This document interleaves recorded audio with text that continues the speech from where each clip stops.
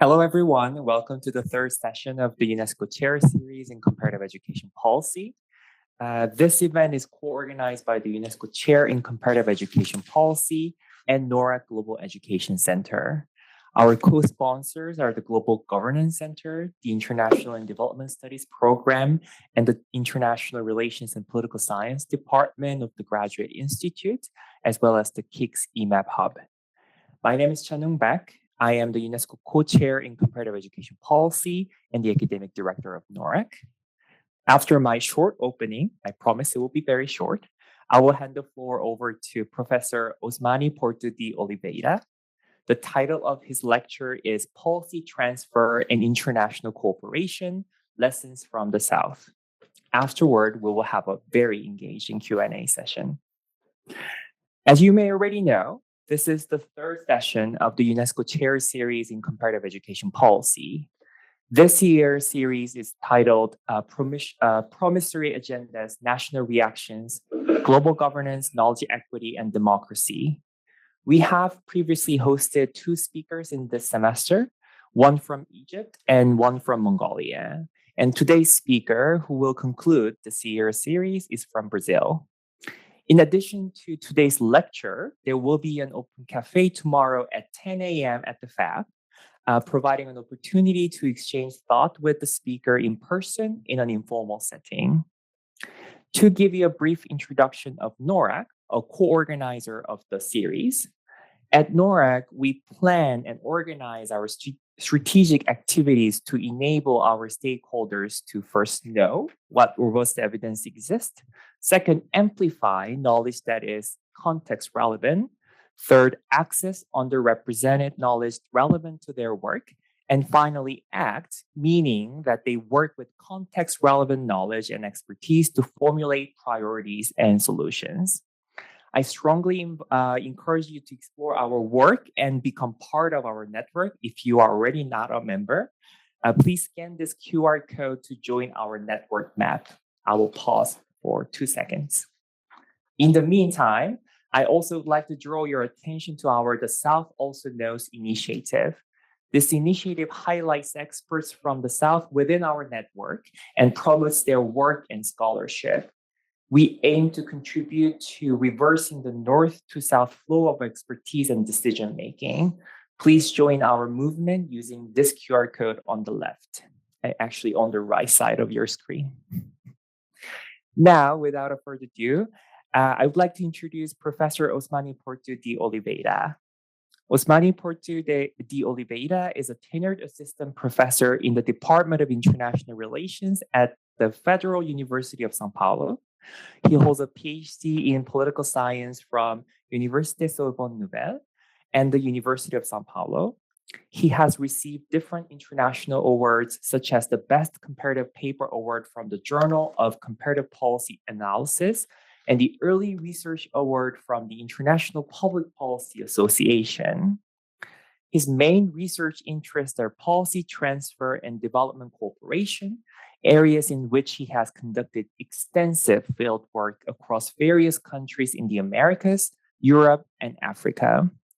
He has different publications of these topics, including the Handbook of Policy Transfer, Diffusion, and Circulation. Additionally, he serves as an associate editor for the journal Policy Sciences.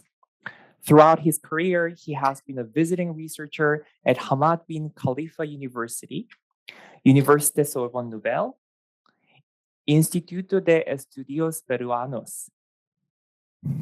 Hopefully I pronounced these institutions correctly. Now, please give a big round of applause to welcome Professor.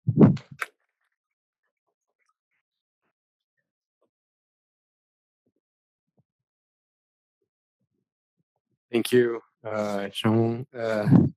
I think I'm going to sit here because I can see my screen, and I hope that this is working well and well seated.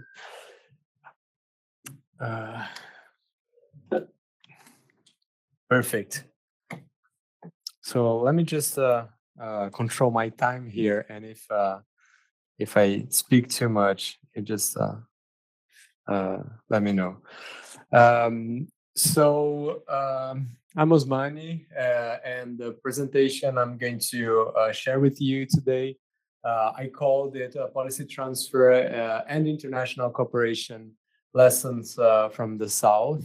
And so I'm a political scientist. I work mostly on public policy, and most of my research has been about how I have worked both on conceptual, theoretical, and also methods on the policy transfer process. And I have worked with empirical objects, especially from the South and especially from Brazil. What I'm going to share with you today is a general overview of the area of policy transfer, which is my main area of research. And I'm going to focus on a few lessons that the Brazilian empirical evidence has shown in order to provide new, fresh lenses to concepts and theories on policy transfer. So the first part of my presentation, I'm going to bring the overview of the area. I'm going to talk next on the first generation of studies. And then I'm going to start talking about the learning from the South. And I'm going to bring a few elements of my empirical research from the perspective of education, which is the main topic of all this cycle of series. And I'm going to share with you a few concluding remarks. Most of what I'm going to tell you here today is discussed in this handbook, the Handbook of Policy Transfer, Diffusion, and Circulation. I brought a copy for those who are in person here. If you are online, it's easy to find it in the internet. I also circulated a few flyers to you here in the room. So let's get started. Policy transfer, diffusion, circulation, mobilities is a rising area of studies. I like this definition, which is much inspired by two scholars who were among the founders of the area, Dolowitz and Marsh. And they define this policy transfers as a process, whether mediated or not, through which policy instruments from one location in a specific time and space are adopted elsewhere. This is an adjusted version, which is inspired by them. Basically, what we are talking here is about how public policies travels in time and space. In different disciplines in the humanities, we can call like this, there were a few streams of research that emerged to discuss the same phenomenon. And these are policy diffusion, which was probably one of the first that emerged. It arose in the 60s in political science studies, especially in the United States. And mostly these researchers, they were concerned about how local policy innovations were diffusing across the American states in the intrafederalism system. There was later on another stream of research that was called policy transfer that emerged in the 90s. And they were much inspired by this notion of Richard Rose, which was the idea of lesson drawing. These studies were very enthusiastic about the globalization and the fact that policymakers and governments were learning from each other's experiences at the international level. These studies were using mostly qualitative methodologies, and they were also doing small and case studies. Policy transfer research was focusing mostly on the process of transfer. This term, policy transfer, was later on popularized by these two authors I mentioned to you previously, Dolwitz and Marsh. They published a couple of papers discussing this concept. There were two other important streams of research on this same topic that arose later. The first one I wanted to mention here is the French policy stream of research, which is rooted in policy studies.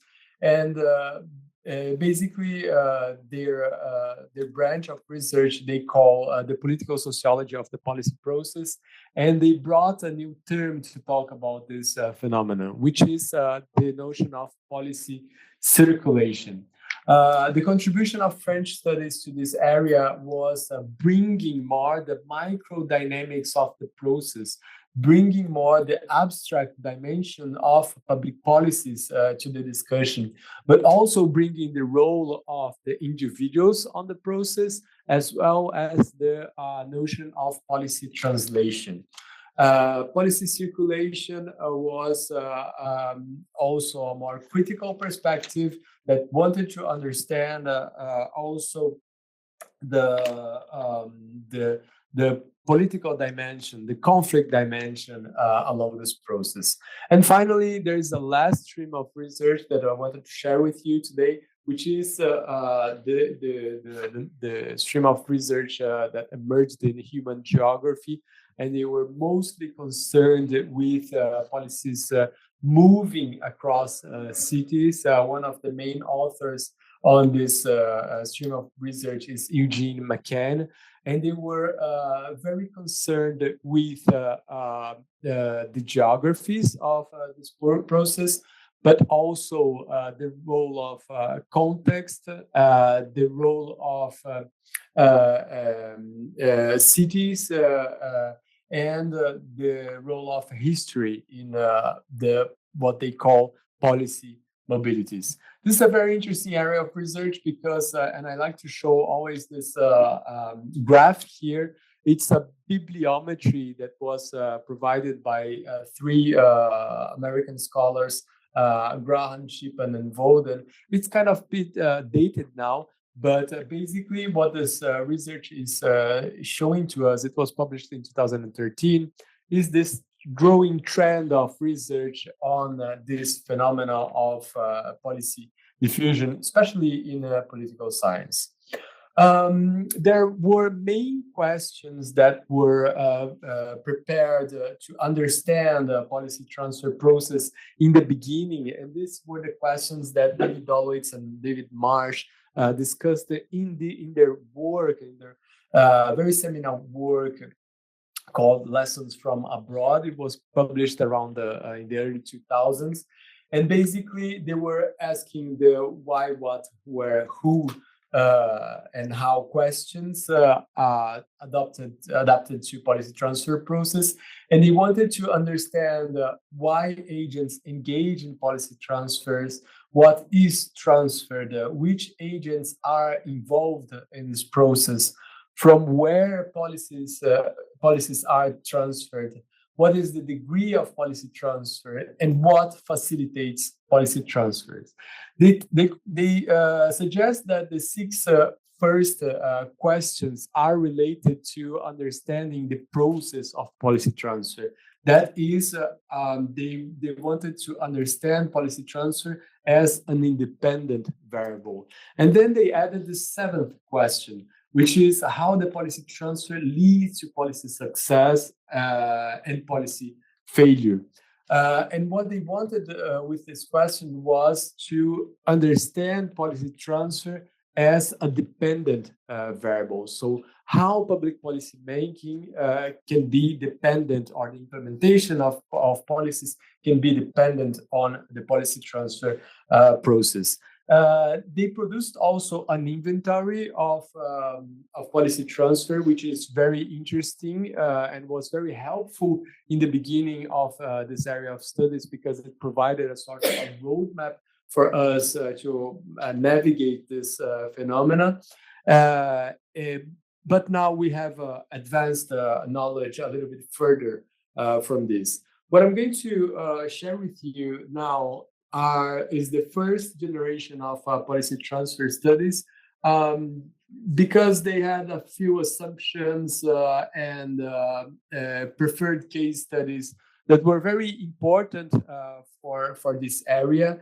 And it sets the base for what I'm going to talk next, which is the contribution from the Global South to this area of studies. So a few assumptions of this first generation of studies that emerged, especially when we are talking about policy transfers in the early 2000s. They were looking at a more linear process that is a policy that was being transferred from one government to another government. They were looking at that as a more technical process as well, more involving bureaucracies, involving experts, and so on.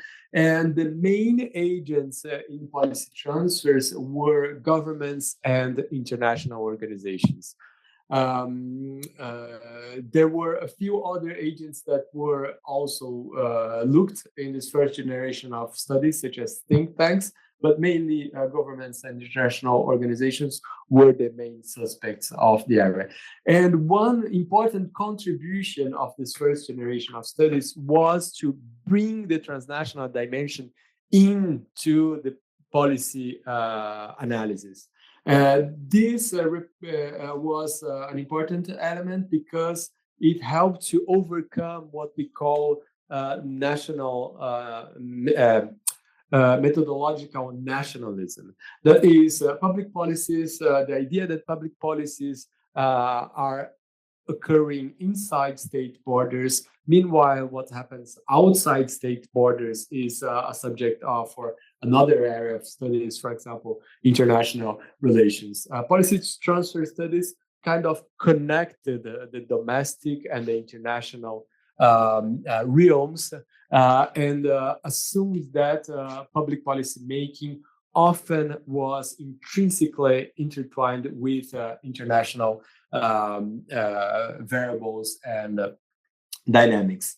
They also brought this idea of different mechanisms operating that is facilitating policy diffusion, and these mechanisms were coercion, learning, competition, and emulation. I'm not going to go deep in these mechanisms, but I'm very open to discuss the mechanisms or any of these topics in the Q&A session if you would like. But what I wanted to bring to your attention are the examples that were used in this first generation of studies. So scholars were looking to the transfer of state institutions, but also regulatory policies, environmental policies, and social policies. I included a picture here of the OECD because this reveals a little bit to us about the dynamics. So most of the studies were looking at north-north policy transfers or north-south policy transfers, or transfers from international organizations to the Global South. As an example, we can think of the British adopting US models, but also of the influence of international organizations such as the OECD or the International Monetary Fund or the World Bank in public policy making or state reforms. And they are also looking at the role of European Union in shaping policy transfers. And this comes with the process of the intensification of the regional integration in Europe and the different actions that states needed to perform in order to harmonize their policies in the regional integration process. This is very interesting because there was a separate literature dedicated only to Europeanization that arose and was somehow connected to this discussion.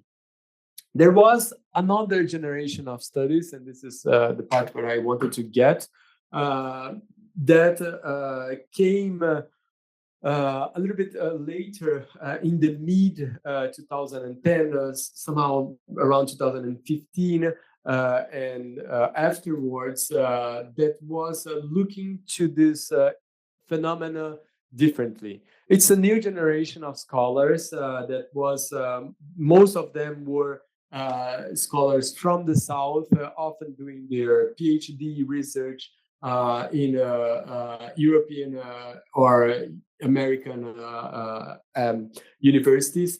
And they were looking at policy innovations that were spreading all over the world from Latin America. And this brings new, fresh insights for us in policy transfer studies. The first insight is this idea of the policy innovation. So, especially in Latin America, but also in other countries in the global South, there were many interesting policy innovations. For what regards Latin America, we were in a context of moving from dictatorships to democracy. So we're transitioning to democracy in the late 80s, 90s, and the early 2000s. And what was happening was that we were facing a process of institution building, but also we were facing a context of rapid urbanization, a context of poverty, and decentralization process in many countries. So this opened or forced, compelled politicians and civil servants and those who were engaged in public policy making to think of the best solutions to tackle all these problems at once. And different policy innovations emerged, and they had somehow a success and became practices that were internationally recognized by international organizations or governments, and received this label of best practices that helped them to be shared and diffused all over the world. There's another very interesting point here that helped to think on this policy transfer dynamics, which is what we are calling the reversal of relations with international organization. And what do I mean by that? For a long time, there was this mechanisms of conditionality that were used by especially economic organizations such as the IMF and the World Bank. And this assumed a symmetrical power relation between these organizations and global South countries. At a certain point, after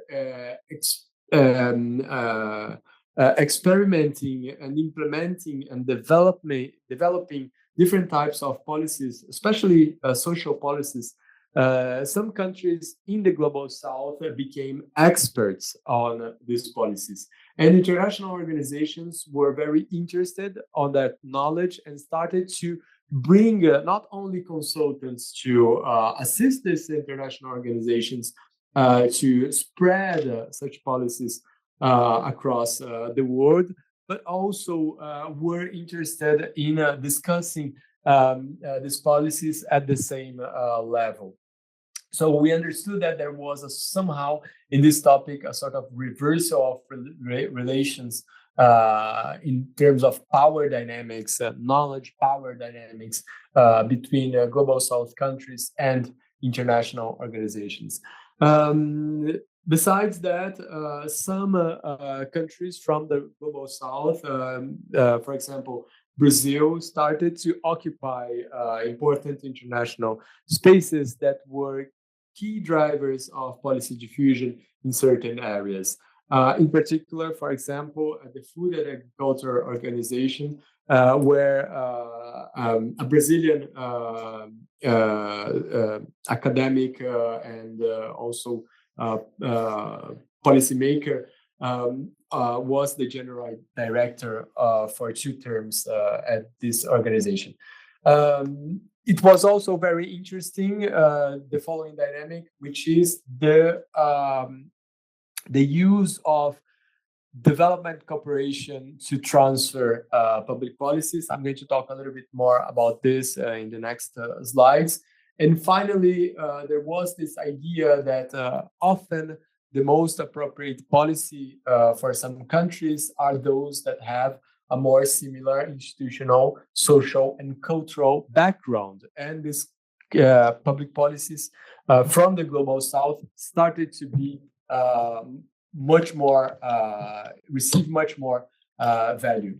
I brought here to you in this slide a few of the main books that came out at this, that were published at this time, and that were very interesting to discuss these new dimensions of policy transfers. Two of these were discussing conditional cash transfers, the book from Michele Moraes Sai Silva and the book of Cecilia Osorio, but also the book published by Carolina Melhorens on food security and nutrition in sub-Saharan Africa, the book of Julia Romano discussing urban renewal policies in China, and also a couple of other books. The book on Latin American policy diffusion. This is an edited volume. There's a copy that you can check. I brought it physically, a printed version for you. And basically, this is the book where me and other colleagues, we argue that for a long time, Latin America countries were somehow importing models from the global north in the beginning due to the colonial ties with Spain and Portugal, and afterwards to other due to relations with other European countries such as France and the United Kingdom, and later on from the United States. And at a certain point, Latin America became also an important testing ground for new public policies that had recognition and started to be exported to many countries. And finally, my book on participatory budgeting, I'm going to share a few highlights from this book with you in a few slides. So what the Brazilian experience was telling to us in terms of policy transfer. So there were very interesting insights from the Brazilian experience.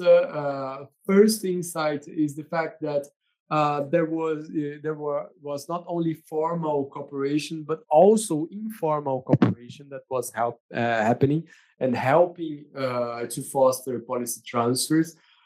We have suspects that are not the usual ones. They were contributing to policy transfers. So we were looking also at the role of NGOs and social movements. I'm going to share a few empirical evidence with you on these two topics, but also para-diplomacy, that is the diplomacy of cities. So cities were engaging directly in policy transfer activities, not necessarily needing to go through the Ministry of Foreign Affairs.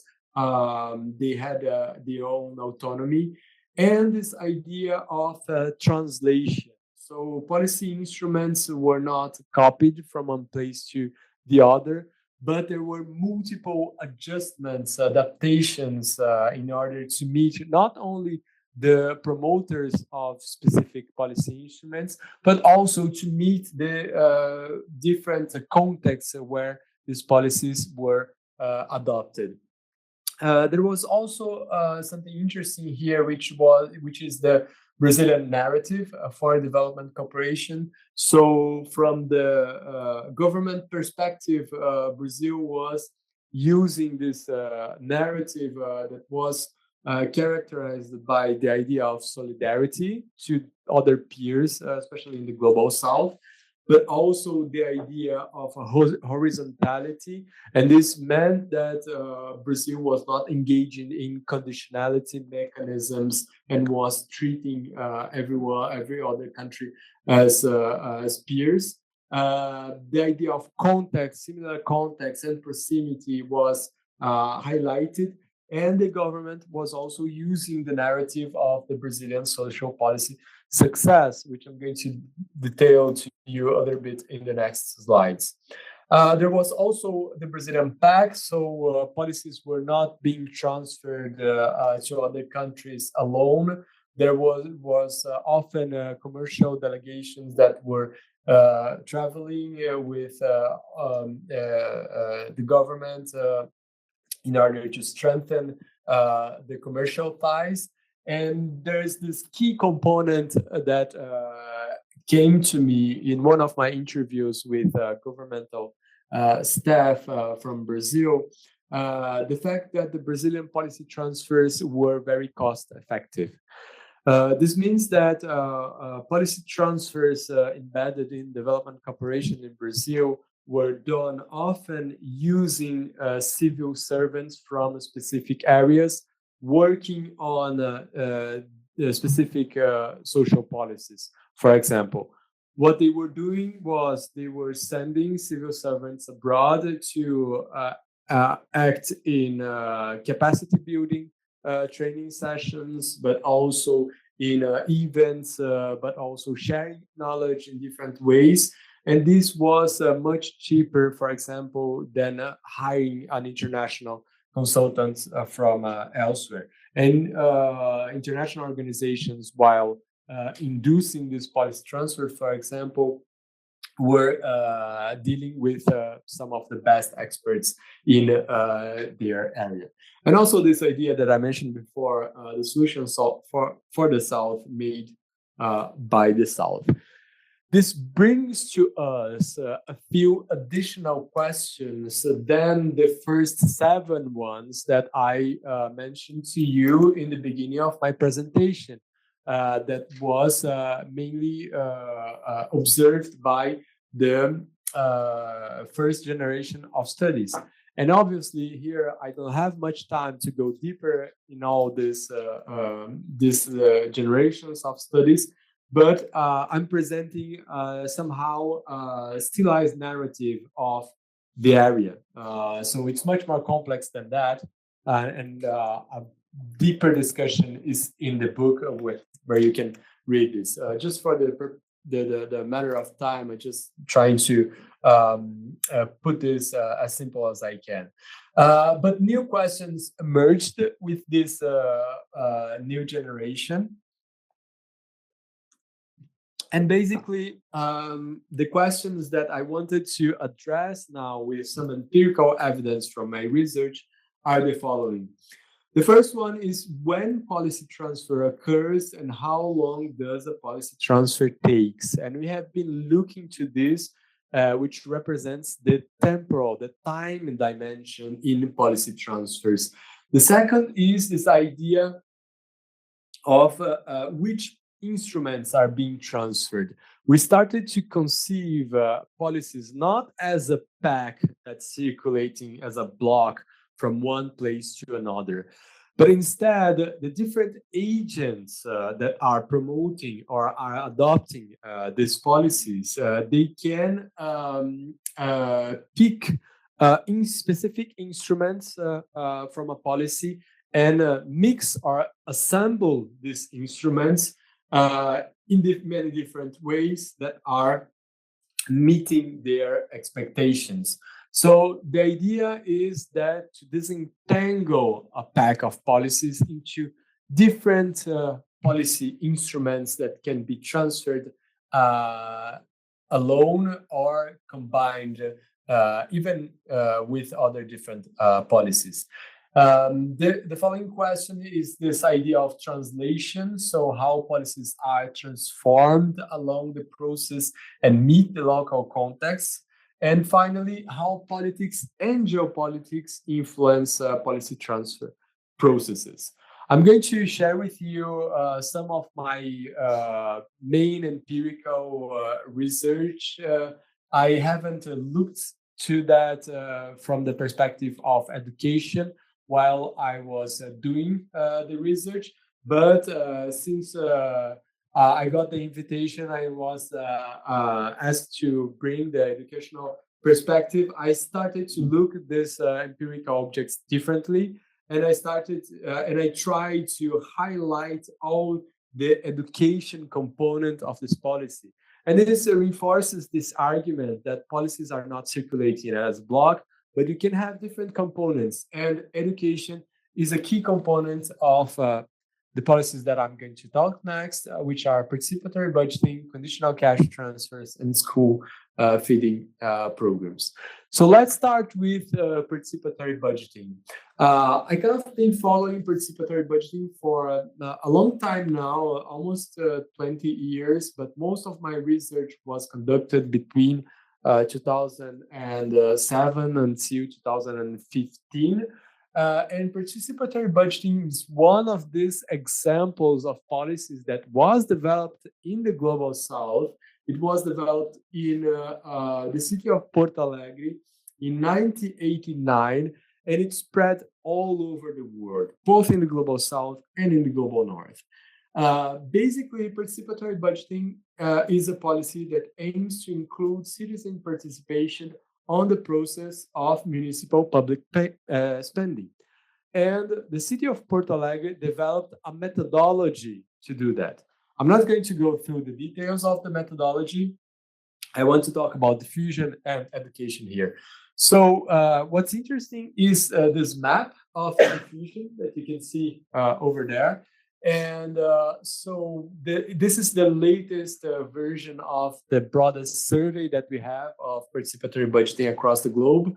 And there are more than 11,000 experiences of participatory budgeting across the world. So Paris has it, New York has it, Lausanne here close to you has it. It was the first municipality in Switzerland to adopt participatory budgeting. So it's been spreading all over the world for a long time. And surprisingly, it's not the Global South that has the main concentration of these experiences, is Europe, with around 4,500 cases of participatory budgeting.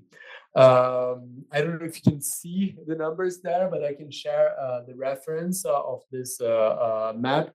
It's a map that is presented in the Atlas of Participatory Budgeting that was published by Diaz, Enriquez, and Julio. What were the main drivers of these diffusions? So first, international organizations were very important, such as an organization, the World Bank.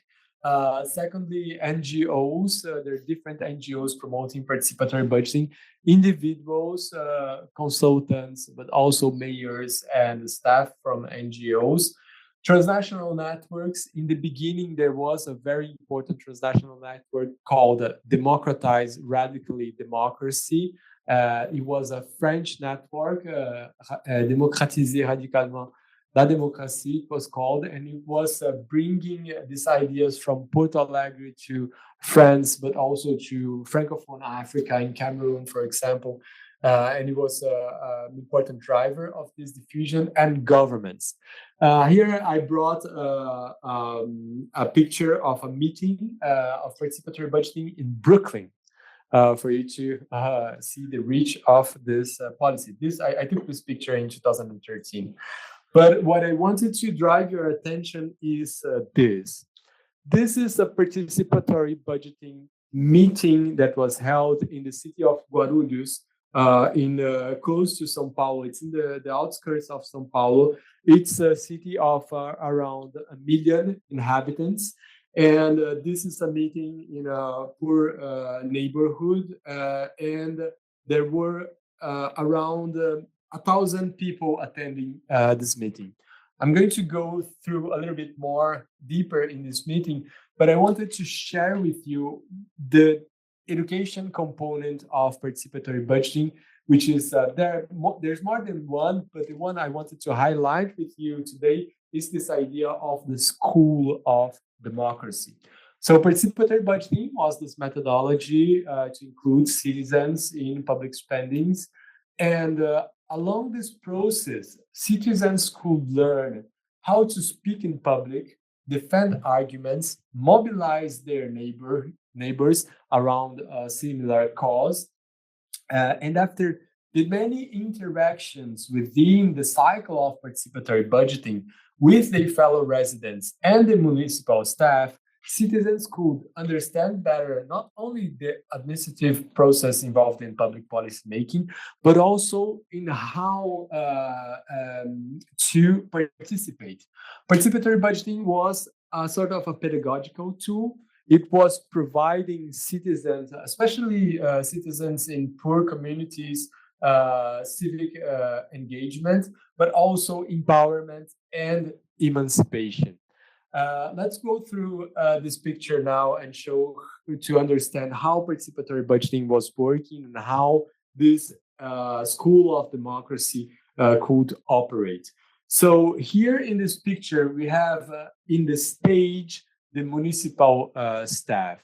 And what's happening there is that the mayor with the different secretaries of transport, sanitation, and other culture and other secretaries, they were presenting what they had done in the previous year. They were doing somehow accounting to the citizens, and citizens could ask questions directly to the mayor. So where is the health unit that you promised to us last year? Where is the culture hub that you promised to young inhabitants in our neighborhood, and so on and so forth? And the mayor was there to answer these questions.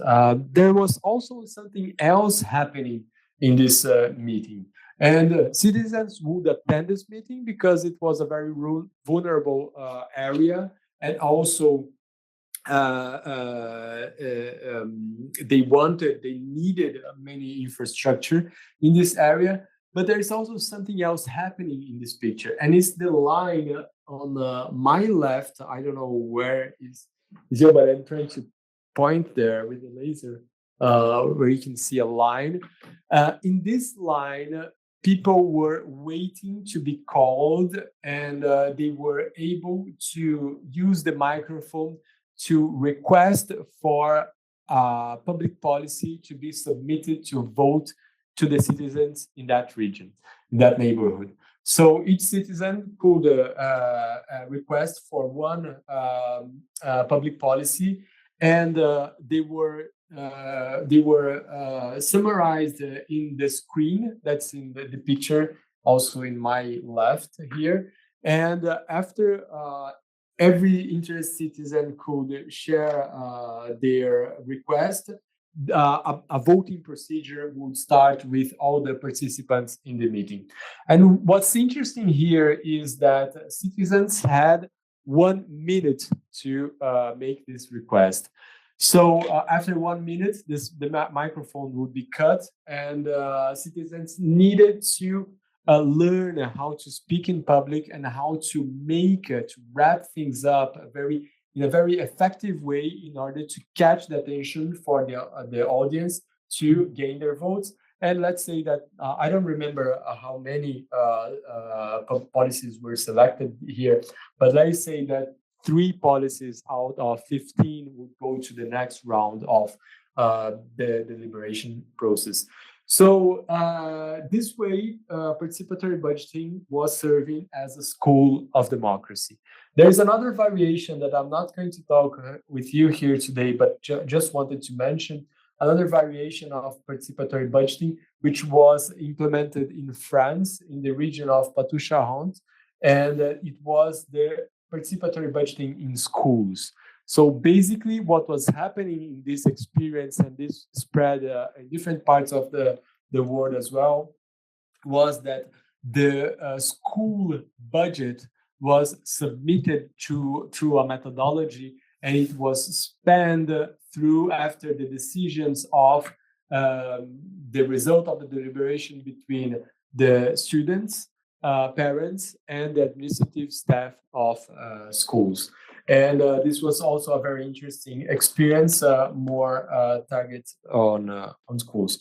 So let's move to the other experience I had here. And this is conditional cash transfers. Maybe this is a little bit more famous in education than participatory budgeting. Maybe you have already heard of that. Maybe you know this, but this is a very interesting experience that also spread all over the world, and in particular in Latin America. I brought this map, which was published by Cecilia Osorio, one of the authors I mentioned in one of my previous slides. And here we can see that almost all countries in Latin America adopted conditional cash transfers. This is very interesting because both countries from the left and the right, and also countries of center political wing parties, adopted these policies. These policies were developed in 1995 in Brazil and Mexico. And in the beginning and afterwards, they had education as a key component. The idea behind this policy in Brazil in the beginning was to universalize education, to ensure and facilitate the education to all children and teenagers. And basically what the government was doing in the beginning was to providing an allowance to poor families, and as a condition to receiving this allowance, children needed to be enrolled in regular attendance in school, children and teenagers. This became, and it was called the school allowance. It started at the subnational level, it moved to the national level, and then it became a more complex program, which is called now the family allowance. And there's not only the education conditionality component, but also a health conditionality component. And there are different models of conditional cash transfers. Some countries adopt the education conditionalities, but it might not be present in all experiences. This is so interesting because not only Latin American countries adopted the conditional cash transfers, but also Ghana, for example, adopted. The Philippines have a very interesting model of conditional cash transfers. And also the city of New York, during the Bloomberg administration, if I'm not wrong, adopted a similar policy, pretty much inspired by the Mexican and the Brazilian experience. So how conditional cash transfers spread all over especially the developing world? There were different mechanisms. So the World Bank was behind a key driver behind the diffusion of this policy. Here is a picture of the World Bank. I took this picture in 2013. And at that time, and still, the World Bank is very committed with the goal of ending poverty. And such policies were a very important instrument to fighting against poverty. But also in the case of Brazil, the country used a lot of presidential diplomacy. During the first terms of President Lula, which is also the current president, he used a lot of presidential diplomacy, and he was including in many of the speeches some words about conditional cash transfers, or more from the Brazilian social policies in general. South-South cooperation was also present here in the diffusion of these policies, but one of the most interesting drivers of diffusion for me is the fact that Brazil was hosting many international delegations from all over the world interested in conditional cash transfers. And this probably happened at a certain point in Brazilian in time. So this program started as a national policy. The education allowance started as a national policy in 2001, and in 2003 it became the family allowance, a more complex policy. And after several years of implementation and experimentation, Brazil became somehow recognized as a best practice, and everyone willing to implement such policy was visiting Brazil. And Brazil was hosting so many delegations that this is a quote from one of the staff of the Ministry of Development, Social Development that I interviewed. They said they couldn't receive anymore, they couldn't work anymore, and they started to concentrate all the visits at once. I brought some numbers here to you just to highlight how intense was this visits. So from 2015 to 2018, so that is 3 years, there were 110 delegations interested in food security demands at the Ministry of Social Development, and I'm going to talk about this policy in my next slide. And there were 99 delegations interested in family allowance program. That's a lot. So Brazil was hosting many of these delegations. They would bring the delegations to different to see different of the policy making places, but also share knowledge on how the Brazilian policies were operating. And finally, and I'm almost concluding because I have already talked too much, I would like to highlight this policy, which is the school feeding. And it's been spreading all over Latin America and Sub-Saharan Africa as well. So this is very interesting, and it comes also in this idea of Brazil succeeding from the perspective of international organizations and other countries, and also most of the Brazilian reports in fighting against hunger and poverty. And one of the elements that was being used to support this argument was that Brazil was not included in the hunger map for the first time in history in 2014.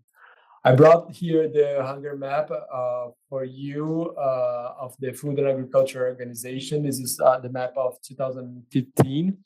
And basically it states that in green, it shows the countries that achieved the Millennium Development Goal hunger target. And as you can see, Brazil is in green over there. And the reason behind this, as it was defended by the government, was the Brazilian Social Policy Pack, which it was including conditional cash transfers, family farming policies, and food security and nutrition policy instruments. And what I wanted to discuss here with you today is this idea of the school meals. I was doing research on this topic, and I interviewed one of the main experts in this area. And this interview was very interesting to me, kind of stuck in my brain for a while. And basically what this person told me was this. So he said that if you are a children and you go to school and you are hungry, there are not the necessary conditions for you to learn properly. So how can you learn? And this was one of the main arguments behind the Brazilian national school feeding programs, and also something that helped to legitimize it internationally and get attraction from other governments. So the program was created in 1955, and it has gone through different types of policy experimentation and changes and improvement. And a law was enacted in 2009, and basically the design of the program now is the following. It triggered a virtual cycle between food production, consumption, and the alleviation of hunger and education.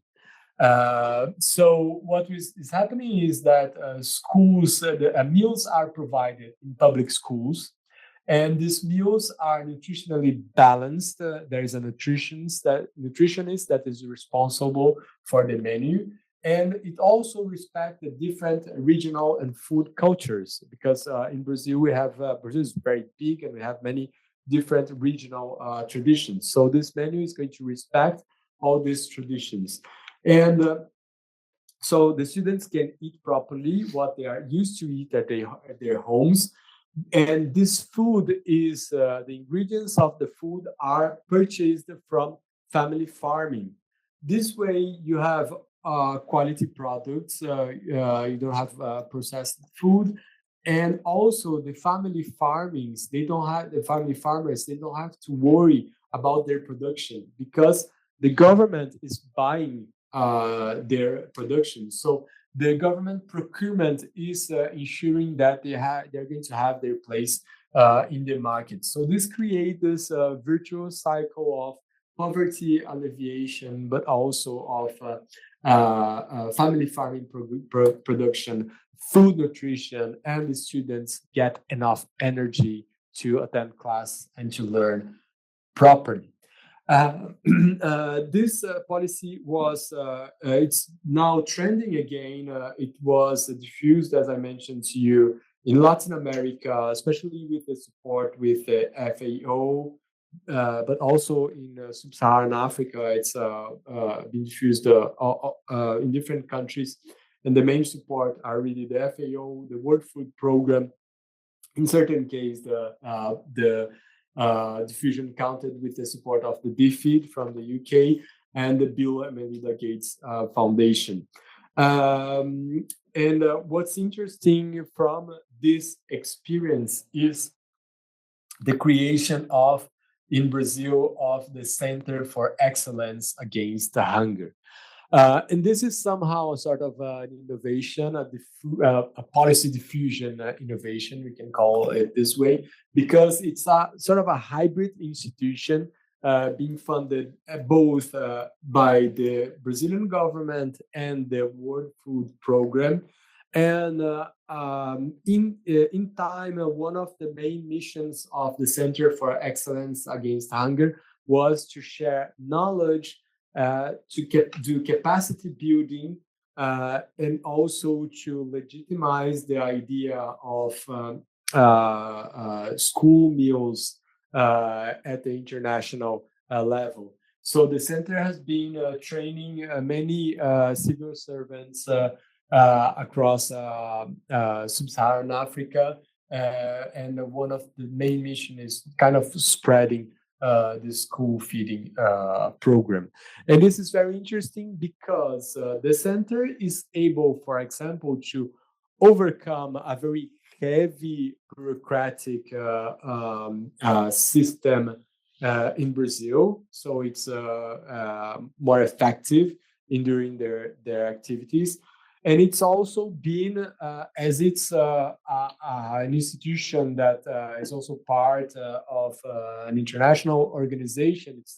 It's linked. Sorry, this is maybe the best word. It's linked to an international organization.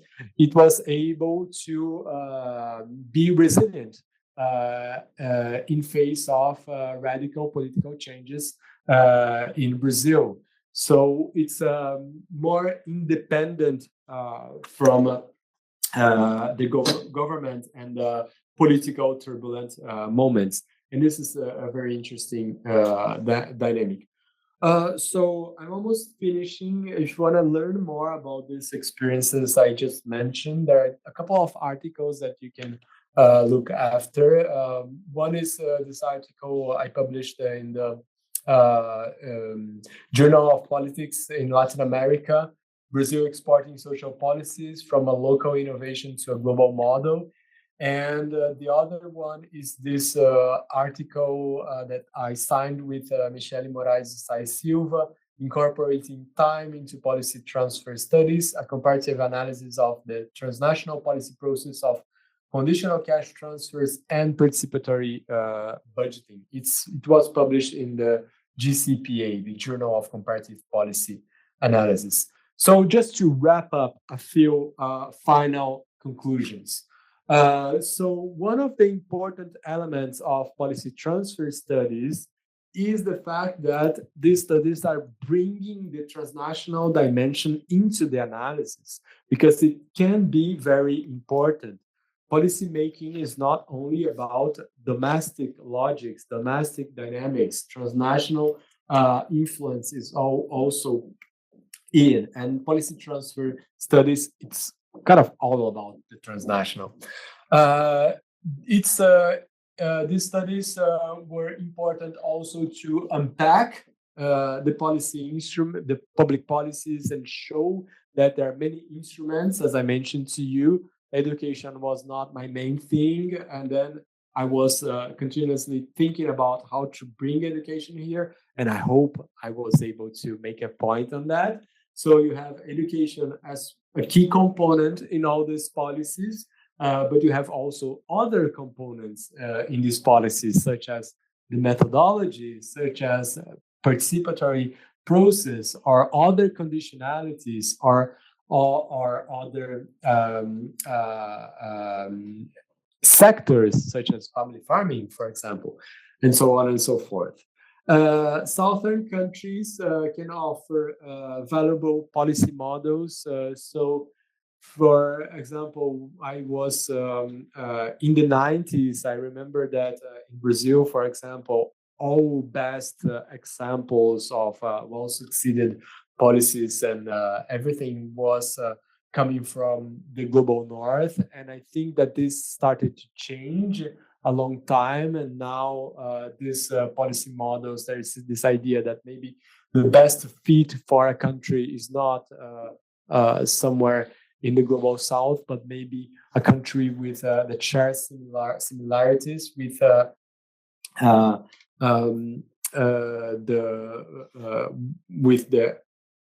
where the policy is going to be adopted. Policy transfers are not copy and paste processes. Translations are needed.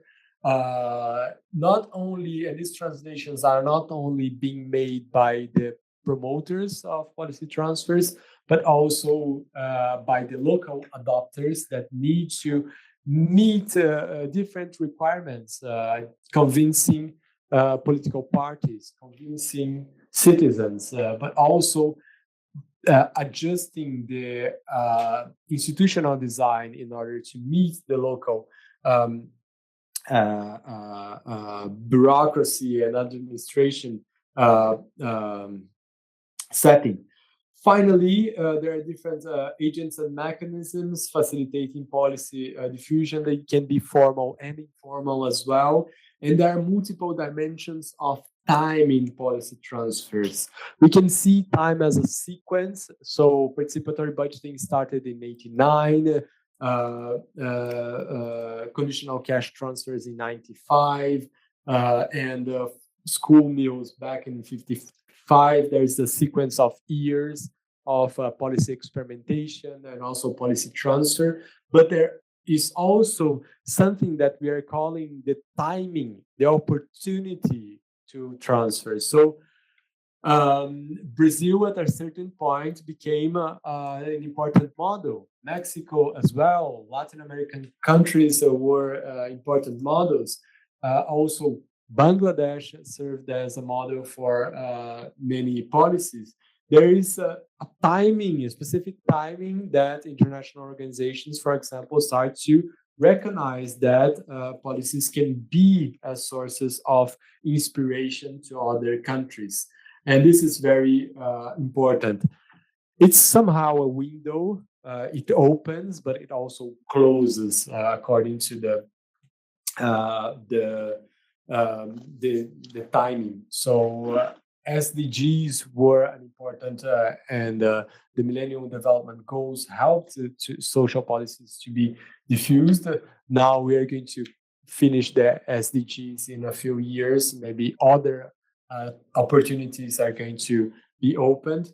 And finally, this idea of a life cycle of diffusion, where you can see the early adopters, the millennial adopters, and so on and so forth. And finally, we need new empirical studies and theory and conceptual development for policy transfers. And I believe that, and I hope to have made this point, that Global South can offer very interesting insights for this. This is what I prepared for you today. Thank you very much.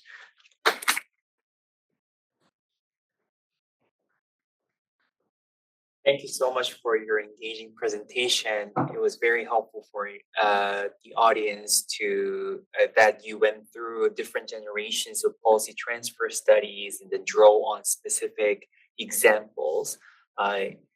So now I'd like to open the floor for questions. Perhaps we can get a few questions from the audience in person, and then I can also draw on some questions from the online participants. Anyone? Yes, and then if you can briefly introduce yourself before you ask a question, that would be quite helpful. Thank you.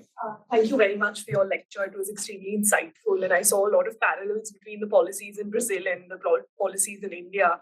And I'm from India. My name is Seher. I'm a first-year student at the MINT program at the Graduate Institute, and I've previously worked at a educational NGO back home. And my question was actually pertaining to that. I worked at Pratham Education Foundation, and they developed a teaching learning methodology called Teaching at the Right Level, and I won't get into that. But while it originated in India, it's currently also being implemented in Africa at scale with the national government in that region.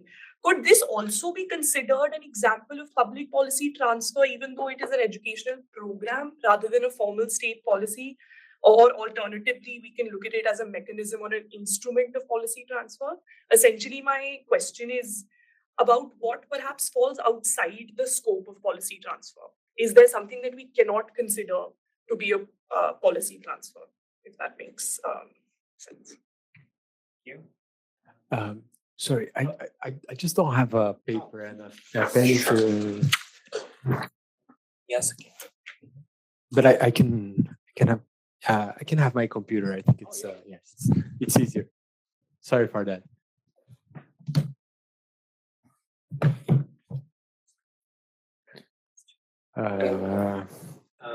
Was there a hand she raised? I can ask later after the professor. We will collect. Let's collect a few questions first, and then. So I am Ramber Gonding. I'm a Brazilian student here at also the MINT program. Thank you, Professor Osmany, for coming here.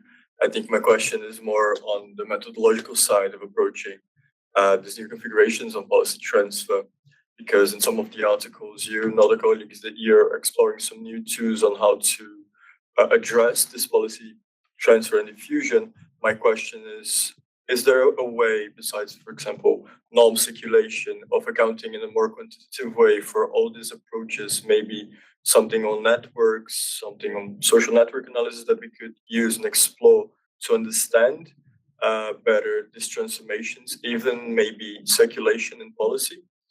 And my second question is mainly regarding in a more practical approach. How could we better inform these organizations for the process of transferring? Some parts of the policy transfer literature account for some flaws in recognizing key aspects of elements for the standardization for other countries. How could we better train and better express this policy transfer to be accounted better by international organizations? And I'm Moira Fall. I'm senior lecturer here at the Institute and also executive director of NORRAG. So thank you for a fantastic talk, and particularly probably for the contribution of those 4 additional questions to the first 7 that are fairly well known. They were very insightful. One of the questions I had from your definition on your first or second slide was that parenthetical, whether mediated or not. And so, policy diffusion was critiqued as requiring some sort of element of magic or magical thinking that the diffusion happened, but not necessarily asking all of the questions about how it happened. So, and then your conclusion highlights agents and mechanisms. So my question is, what might this unmediated transfer look like? Are there any examples in Brazil? Do you find the unmediated part of this definition convincing? Before we close the first round of the collecting questions, I just want to add one quick question in relation to the question that was asked before. So this is a question from an online participant saying that I noticed that you sometimes use the term policy and sometimes policy instrument. How do you differentiate between the two? Are you thinking of tools of government when you refer to policy instrument? It would be great if you could provide examples of policy instruments. I thought that was a bit relevant for the first question. So feel free to go ahead. Lots of questions. Let's start from the beginning. Sorry, I missed your name. Seher. Seher, okay. So if I understood correctly your question, it is about a teaching program that was developed in an organization instead of a government. So to answer that, yes, it's perfectly a policy transfer since, if I understood correctly, it's adopted by governments, right? So you can see that as a policy transfer. And you have, you describe the different mechanisms there of agents or from your organization or no? Well, what I meant is that should a program be looked as an instrument or a mechanism of policy transfer or the end itself, which is the policy transfer, much like what Professor just sort of. Perfect. So the program can be the policy, the components of the policy, and I start to answer the other question are what we are looking at as instruments. So let's bring this. I'll open a little bit participatory budgeting to share with you what to picture to you what I'm thinking as a policy and a policy instrument. Let's say participatory budgeting is a policy, okay? But this policy has voting procedures which are different from city to city. It also has, for example, a specific amount of money that is put into the table. So let's say for New York is $1 million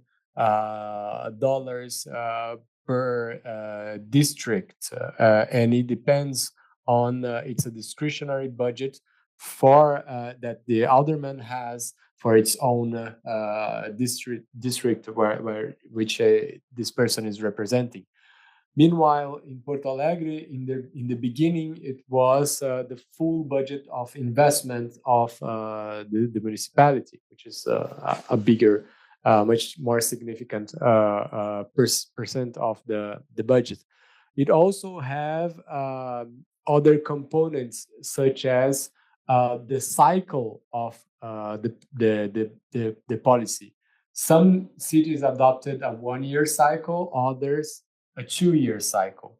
Finally, you have something else which is embedded in this instrument, which is the idea. It's not material, it's a little bit more abstract. What is the idea, the ideology, the political project that's being carried out by this instrument? So it can be something more progressive, something more conservative, something more in between.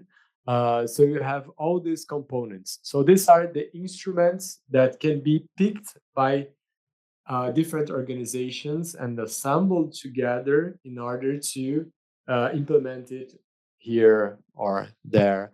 So in your policy, in the policy you are looking, probably there is a specific methodology. There are students of a certain age that are targeted.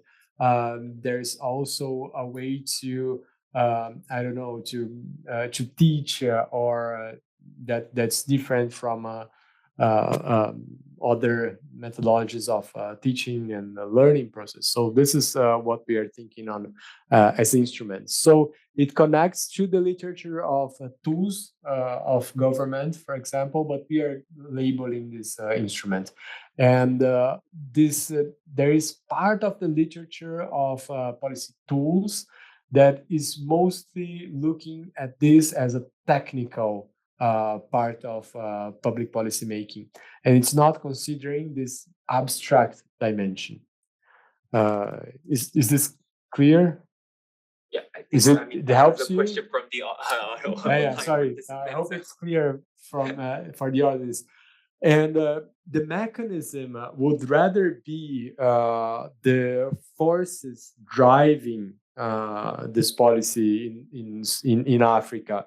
So is this there's one mechanism that I like to use that I observed in the policies I was following, which is the induction.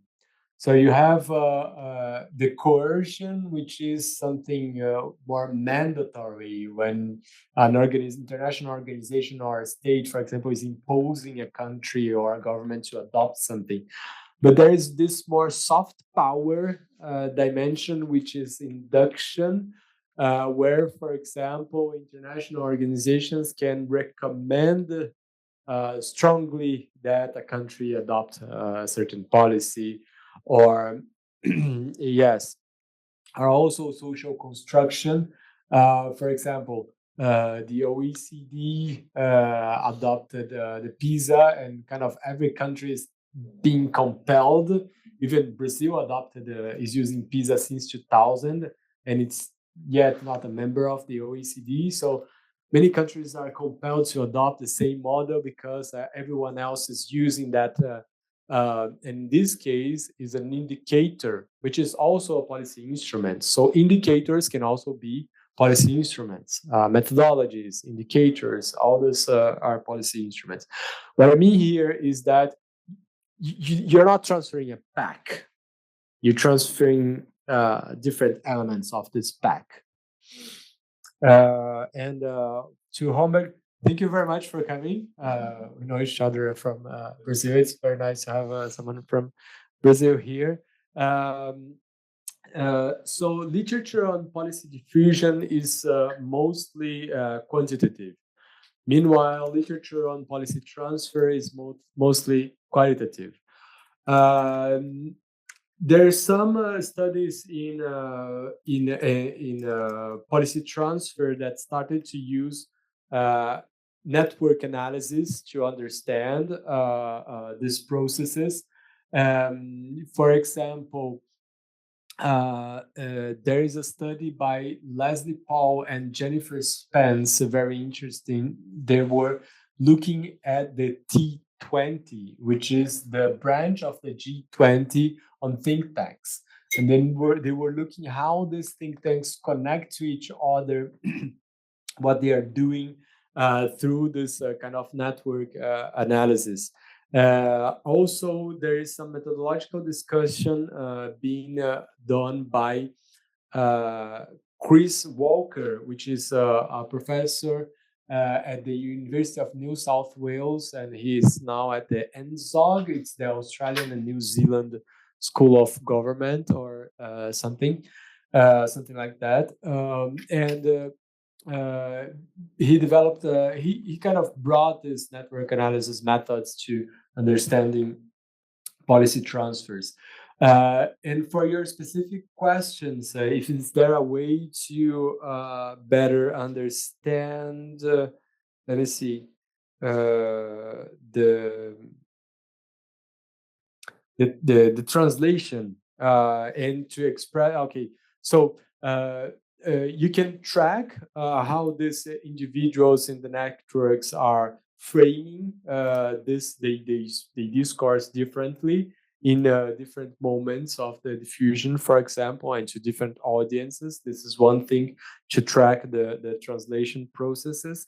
And also, you wanted more practical advice for international organizations. So the first element that we are considering as scholars and that we observe when we look to international organizations transferring policies is that there is no one size fits all.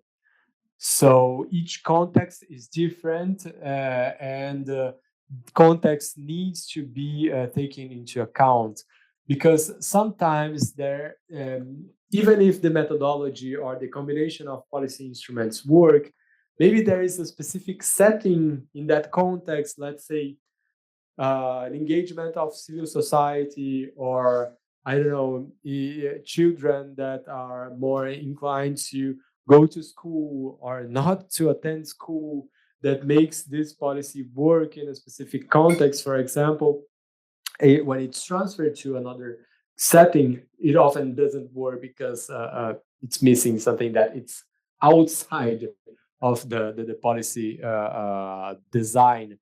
Another thing that we observed, for example, doing field work in some countries in sub-Saharan Africa, was the fact that often the policy transfers is supported by international cooperation projects, which involves funding.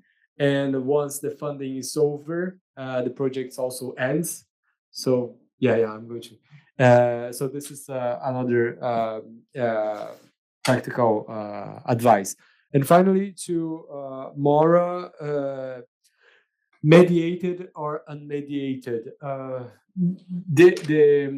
The unmediated. So, from my perspective, I'm always looking to mediated process. I'm looking to agents and different types of agents, and it's incredible how many things they are performing. But for example, in the case of participatory budgeting, it's been spreading for such a long time that, and Porto Alegre is not the main reference anymore. And there's so many information around that. For example, the experience of Lausanne, it started in 2019. No contact with Porto Alegre. Kind of an autochthon experience that emerged from a group of staff that heard about the experience and learned it through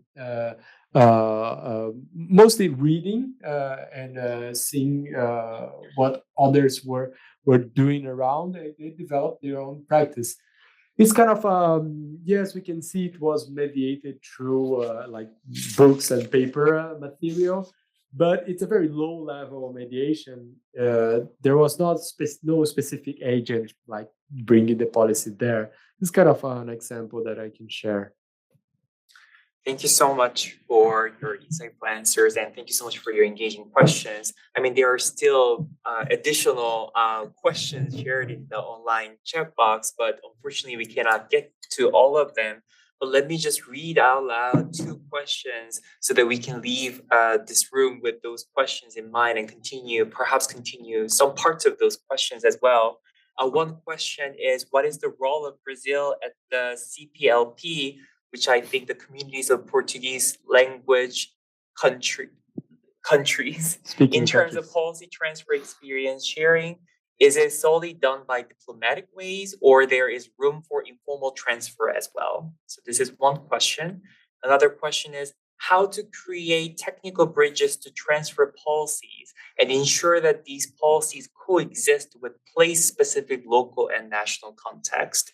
And this is a translated version of the question, so hopefully we got the question correctly. So that said, I'd like to go into the closing of this event, and please give Professor Osmany a big round of applause for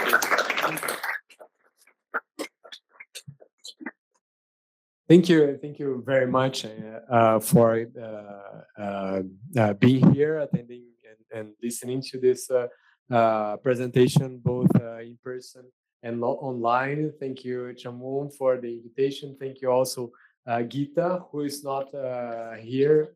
She's online. So thank you very much, Gita. It's been very nice here in Geneva. I hope I brought some food for thought on policy transfer for you today.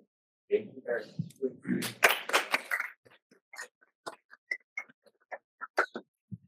So thank you so much once again for the professor. Please give him a big round of applause. And thank you all of you who have joined us today in person and online. Have a great day. Thank you.